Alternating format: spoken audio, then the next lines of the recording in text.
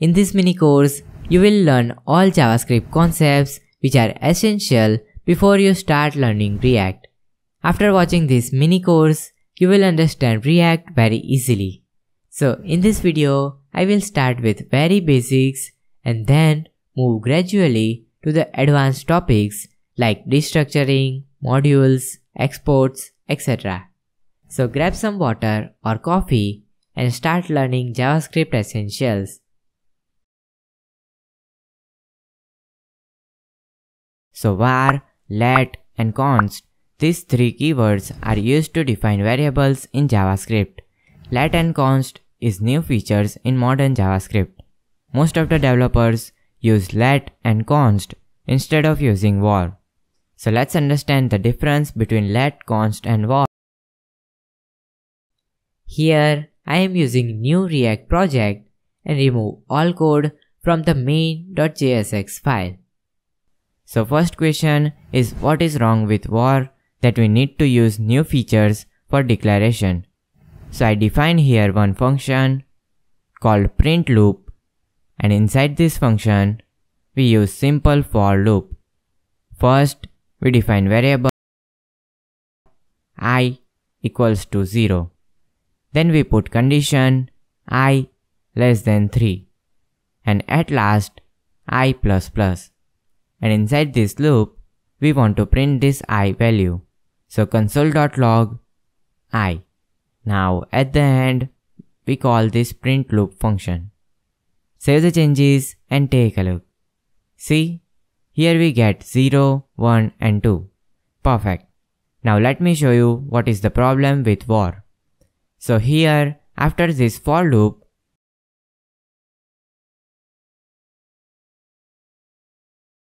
can you guess what will our output look like? Let me show you. Save the changes and see, here we get this I value which is 3.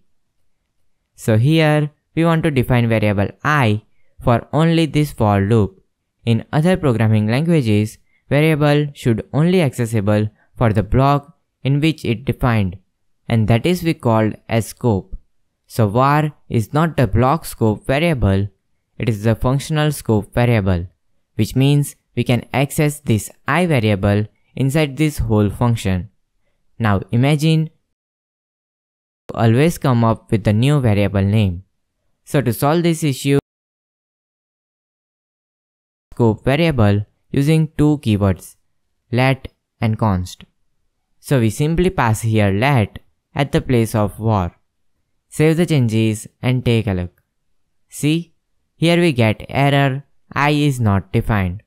So now this I variable is only accessible inside this for loop, or we can say this block scope. So we use var when we want to access variable in full function, but that is rare. Most of the time we use let or const when we want to access that variable only inside the block of code in which they defined. Now you might think, what is the difference between let and const?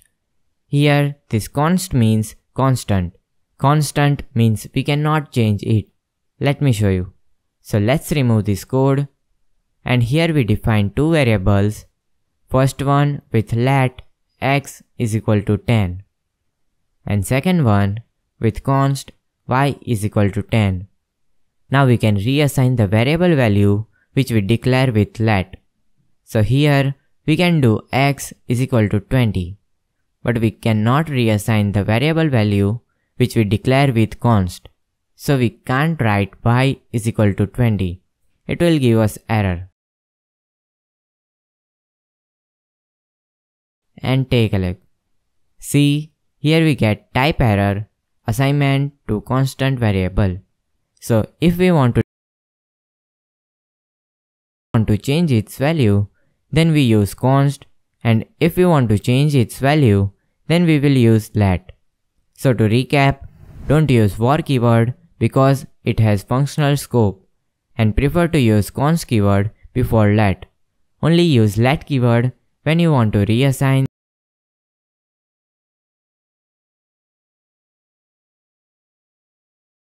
So what is arrow function? Arrow function is another way to define JavaScript function. In other words, we can write JavaScript function in simple and easy way. This is very useful feature of JavaScript when we are working in advanced topics. I add our previous code in source folder if you want to revise the concepts. By the way, this mini course is the first section of my Ultimate React course, which I launched recently. You can check this out if you want to learn React in simple and easy language. And also, you will learn React by practically creating real-world projects. And the last project is Seek. You can also add these projects in your CV or resume. It will help you a lot for getting interviews. So check this out, link is down in the description. So here we define function called say hello. And inside this function, we simply console.log and we want to print this hello JavaScript world. Here we define this function with function keyword. Now let's see how to create the same function using arrow function. So for defining arrow function, first of all, we have to use let or const. But in most cases, we use const because we don't want to reassign that function. Now here we write our function name, let's say greet, equals to, now we use parentheses for function, and then we use equal and greater than, which build this arrow. And then we add curly brackets for adding code block for this arrow function. So inside this, we write console.log hello JavaScript world. Now let's call this function here. We can call arrow function by its name, same as we call our normal function. Save the changes and take a look. Open up console and see, here we get the same result. So these both functions are same. This arrow function syntax will help us for advanced JavaScript. Let me show you my trick for remember the syntax of this arrow function when I started learning JavaScript. So we have our function say hello. Now remove this function keyword and place const.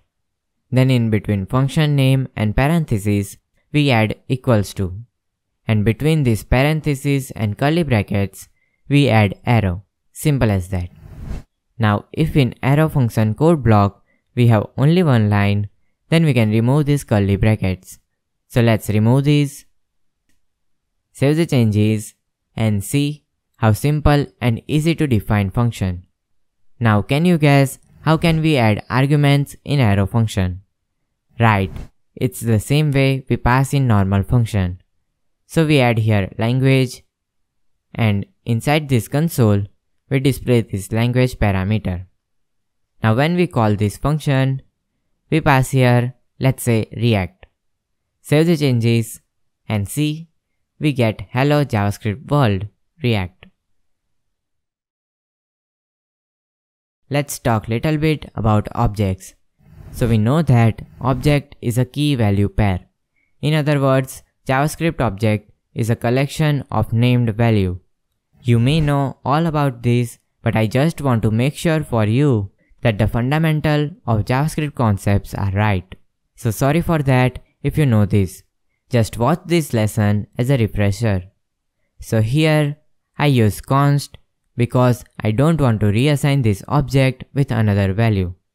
So const user equals to, in curly brackets, we define data in key value pair. So first one is name to Harley. By the way, this is my favorite name. And another property, let's say email, and set to harley07@gmail.com. Now can you tell me how we can access this property? Right, we can use user.name or user.email.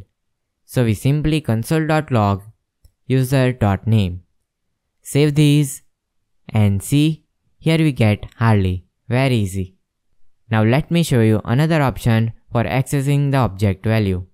So at the place of this .name, we use square brackets, and in double quotes, we pass our property name. See, here we get auto suggestion also. Let's select email, save the changes and take a look. See, here we get our email. we will use this square brackets method in some part of React. So that's why I add this lesson.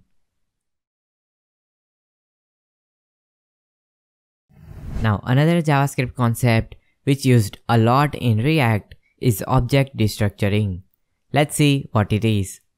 So imagine we have one object called user which stores the user details like name to Sam and email to samemail@gmail.com and country to US. Now in this code, we want to extract value of this object's property. Let's say name or email or country. So for that, we write const name equals to user.name. Next, we write const email equals to user.email. And at last, we write const country equals to user.country. And after that, we simply print these values. So console.log name, email, country. Save the changes and take a look. See, here we get these values. Now the problem with this code is the number of lines. Imagine we have 5 to 10 properties, then we have to declare 5 to 10 different variables, and that is not the best practice. So to solve this issue, we have object destructuring. So I comment out this previous code and write here const. Now here we have to use curly brackets equals to our object name which is user. Now you think what we have to write in this curly brackets. So we have to write here only our variable names which we want to extract from this object. So we write name, email, country. And that's it. This single line code works the same as these 3 lines of code. Let's verify this. Save the changes and see, it works the same as before. You can see how simple it is with object destructuring. Now you might ask, does we have to always add all properties in these curly brackets? And the answer is no. We have to only add those properties name which we want to extract. For example, if we want to access only name and email, then we can remove this country variable. Now what if we want to change this name variable name to let's say username? So for that, we have to add here colon, and after that, we add username. Let's verify this works or not. So change here name to username, save the changes and take a look. See, it's working. So this is we called as object destructuring.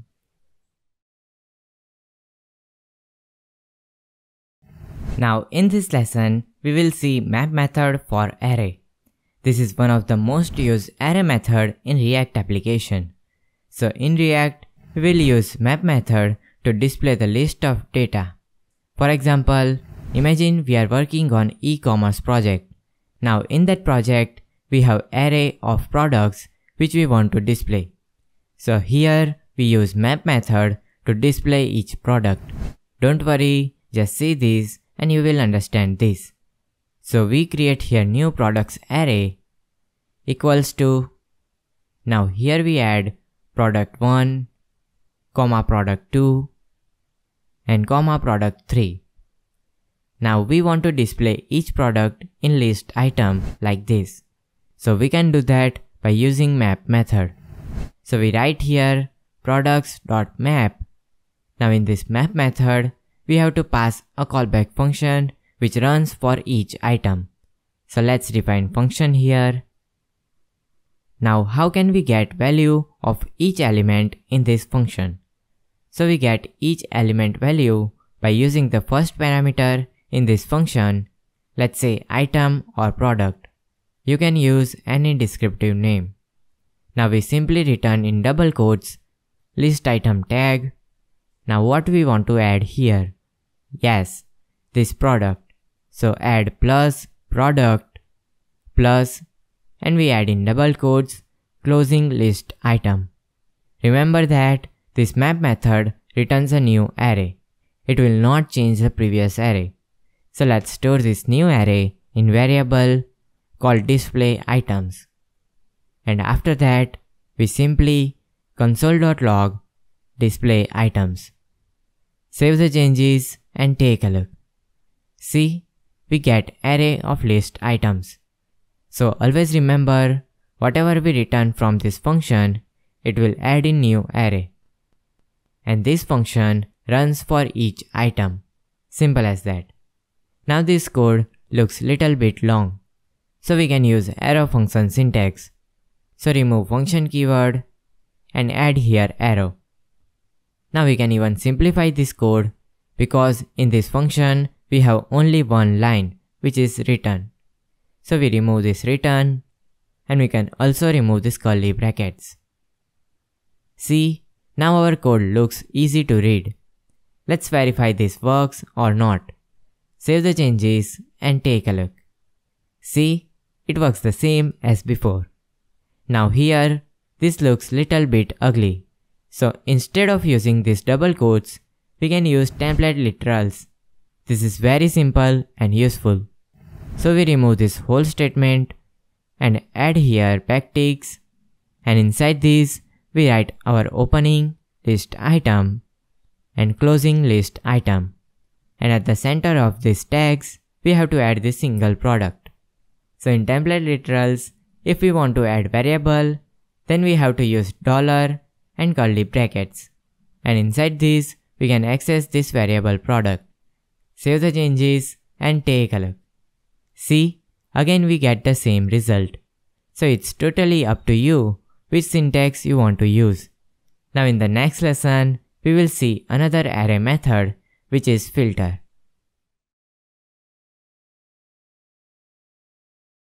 Let's see filter method, which is used to filter array. In simple words, filter is used to remove items from existing array and it will always returns a new array. So in our previous e-commerce example, imagine we have to add search functionality for product names.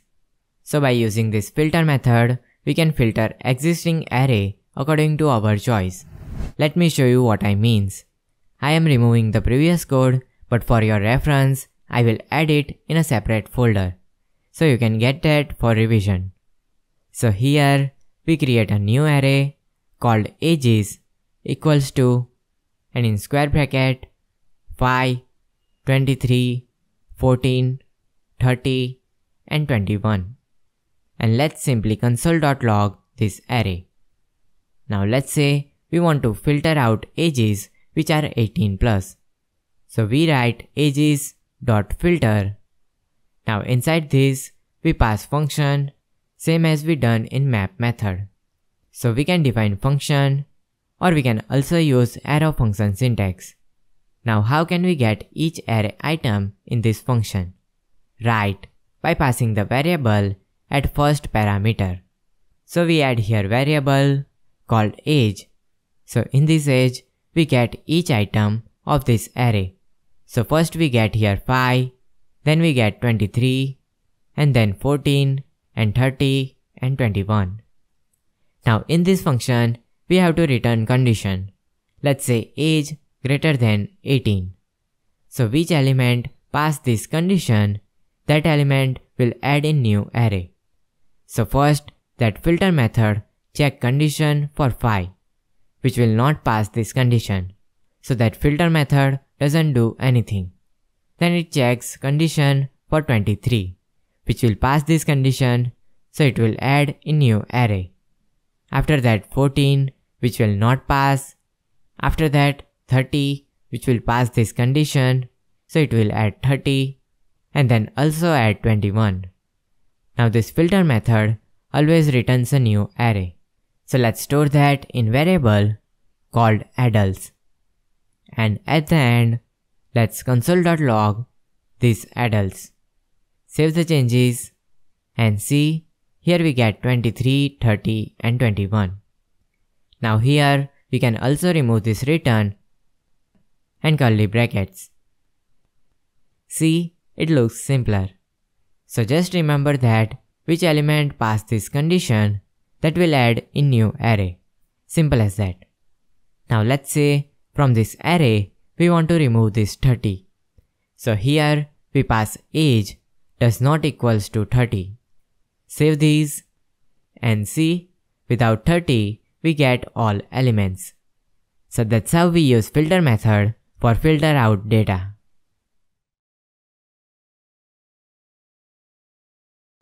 Now another useful feature of modern JavaScript is the spread operator. So here we create one array called array1 and we add here 1, 2, 3 and 4. Now after that we define another array called array2 and we add here 7, 8, 9 and 10. Now how can we combine these two arrays in single array? So to combine this array, we create a new constant numbers equals to array1 dot. Here we use concat method which is used to combine two or multiple arrays. And inside this concat method, we pass our second array which is array2. Let's see what we get. So console.log this numbers array. Save the changes and take a look. See, we successfully combined these two arrays. Now let me give you one little exercise. Here we want to add missing numbers between these two arrays. So our output should look like this, 1 to 10 in order. Pause this lesson and try to add 5 and 6 between these arrays. Now I also try to solve this with another method. If you have your method, then you can post that in Q&A section. So we create one new array with 5 and 6. And in the concat method, we add that array before array2. And with that, we get our result. Now let me show you the modern way to do that. So we comment out this line and write const numbers equals to. Now here we create array and inside this, first we need to get all values from array1. So we write dot dot dot which is called as spread operator and then we add our array name which is array1. This expression will return all values of this array1. Now after that we want to add array2. So we write again spread operator array2. Save this and take a look. See, here we get this both array combined. Now you might ask, we want to add 5 and 6 between these. So for that, we don't need to create any new array like we did before. So where we want to add our elements, we can simply write it at that place. If we want to add something at the beginning or end, we can also simply do that. Save the changes and take a look. See, here we get 5 and 6. You can see, by using spread operator, we don't need to worry about anything. Just write dot dot dot and array name and we get all values of that array. Simple as that. Now we can also use the spread operator with objects. So here we define constant object1 and inside this we add name to meet and after that we define another constant object2 and inside this we add hobby to array teaching and learning. Now we want to combine these both objects. So we define constant, let's say user equals to. Now here we have to use objects because we want to get new object and what we write here? Write spread operator object1, comma, spread operator object2. And after this, let's simply console.log this user object. Save the changes and take a look. See, here we combine two objects. Now as we do in array, we can also add more properties in this object. So we add here, let's say YouTube to code plus you. Save these and see, here we get our property. You can see how simple to combine arrays and objects using spread operator. So that's why spread operator is very useful.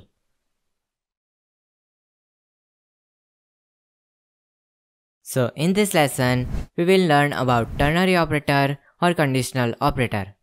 From its name, you can guess what it will be used for. Right, it is used for adding condition. In simple words, ternary operator are the shortcut way to write if-else condition. So here is the syntax of ternary operator. At the first position, we have our condition. After that, we have question mark, which basically means if. And then we have true expression, which will execute if condition is true. And then we have colon, which stands for else. And if condition is false, then this false expression will execute.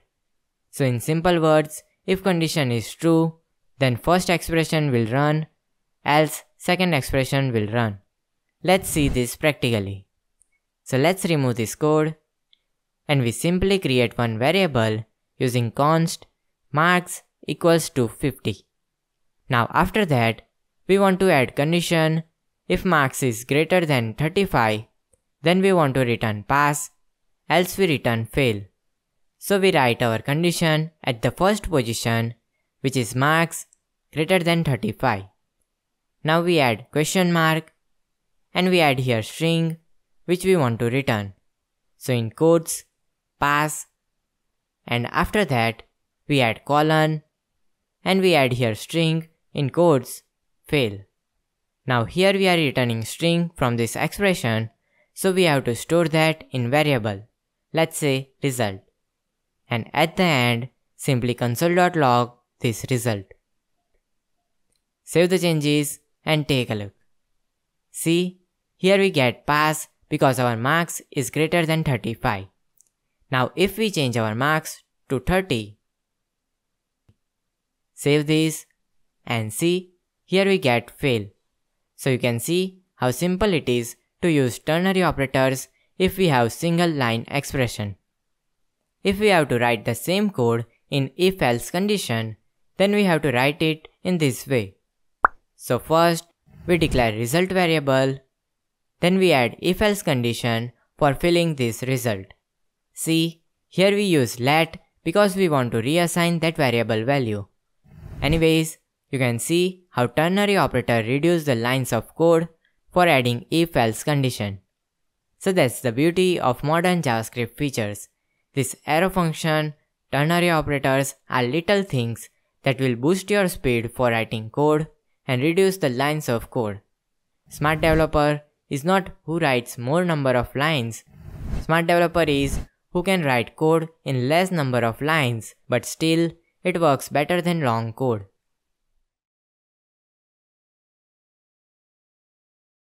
Modules are one of the most important concepts of modern JavaScript used in React, or we can say React works on modules. So let's start with what is module. Module is a file that contains code to perform a specific task. It can contain variables, objects, function, and so on. So as our application grows, we have to write thousands lines of code, but instead of putting everything in single file, we can divide our code into separate files by their functionality, which we can call as modules. And by using these modules, we can make our code organized and super easy to manage. Let's see this practically. So let's remove this previous code, and we simply create one function called post for our application. For now, just imagine this function will return the UI part of single post. So in this function, we write console.log, this is post. Now after that, we create one more function called feed for displaying multiple posts. And inside this function, first we write console.log, this is feed, and after that, we call here this post function. So as we imagine, this post function returns the post UI, and this feed function will return the multiple posts. So we simply call this post function multiple times. I know this is little confusing, but don't worry about this. In the end of this lesson, this all makes sense. Let's see what we get here. So at the end, we call this feed function, save the changes, and take a look. See, first we get here this is feed, and after that we have multiple posts. Now this is just one part of our application. If we have more functions, or we can say more parts, then managing this code will not easy. So we can divide this code into multiple parts called modules, and then we can easily manage our code, and we can also reuse that code in different applications. So we cut this post function from here, and in our source folder, we create a new file called post.jsx, and this is also called as post module. And inside this file, we just paste this post function. Now you might have a question, how can we use this post function into our main.jsx file? Because currently we can access this post function in only this post.jsx file. So first of all, we have to make this function public so we can access this function in other modules. So for that, at the beginning, we simply add export keyword.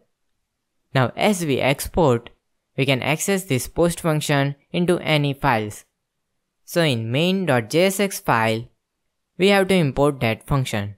So at the top, we write import curly brackets, and in this curly brackets, we have to add our function name which we want to import. In our case, it is post. From. Now in quotes, we have to write the path of the modules from which we want to import. So we write period or dot and slash. This refers to current folder. And see, here we get the suggestions. Select post and done. Note that here we can also write post.jsx file if we have post.txt or any other post file with other extensions, but that is rare, so we always don't write this .jsx extension. Save the changes and take a look. See, it works the same as before. So we successfully create our first module. Now let me give you a little fun challenge. So here we create post module. You have to create feed module separate from this main.jsx file and call that feed function in this main.jsx file. I know you can do that, just give it a little try. So pause this lesson and after that see this solution. I hope you solve this exercise. If you can't complete this exercise, don't worry, now you can learn that. We are all here for learning, but important thing is at least you try to solve that. So give yourself credit for that.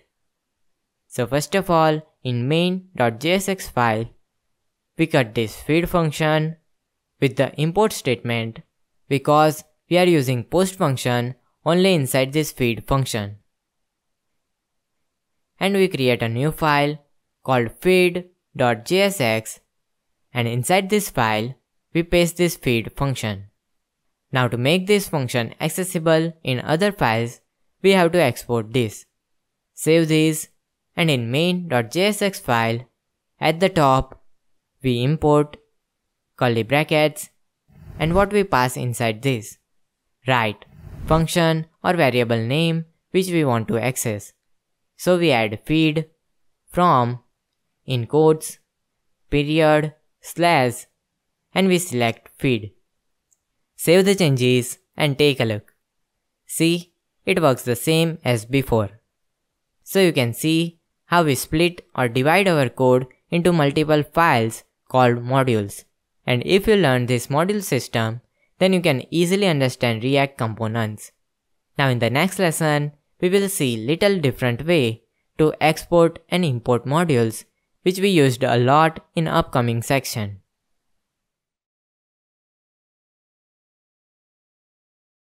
Now in the previous lesson, we defined modules and export them to make them accessible for other modules. Now imagine we have one more function in this feed module called another function. And inside this, we simply console.log another function. Now to export this function, we add here the export keyword, save this, and in main.jsx file, we can also import that another function. So here, we remove this feed from import and just press Ctrl+space in Windows or Command+space in Mac for open suggestion list.